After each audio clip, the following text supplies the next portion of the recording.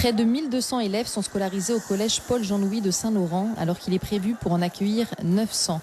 Selon les enseignants en grève, c'est ce sureffectif et le manque d'encadrement au sein du collège qui engendre la violence. Chaque jour, ils sont confrontés aux menaces, aux violences physiques et aux dégradations de matériel. Dans cet établissement, il s'agit déjà du 3e jour de grève depuis le début de l'année. C'est un mouvement qui perdure, car les enseignants sont déterminés. Cette violence, on la vit quotidiennement, à des degrés divers.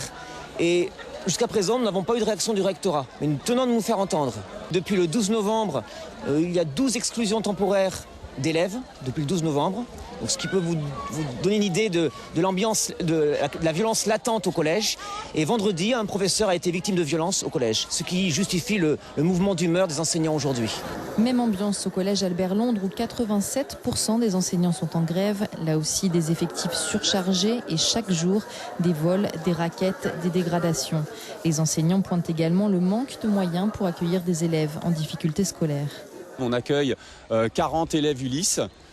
Donc ce sont des élèves qui ont besoin vraiment d'être protégés et on a une classe de 12 élèves pour mettre ces élèves Ulysse. Ça veut dire que les 38 autres sont répartis dans des classes tout à fait normales dans lesquelles évidemment ils ne peuvent pas apprendre et dans lesquelles ils sont en situation de désespoir. Et du coup ils sont extrêmement violents, ils peuvent être dangereux pour leurs camarades. Et il y a une semaine on a une déléguée de classe de 6e qui s'est effondrée en larmes pendant le conseil quand on lui demandait de parler de l'ambiance de classe. Les enseignants grévistes de ces deux collèges veulent durcir le mouvement. Ils prévoient de se réunir pour mener une action commune la semaine prochaine.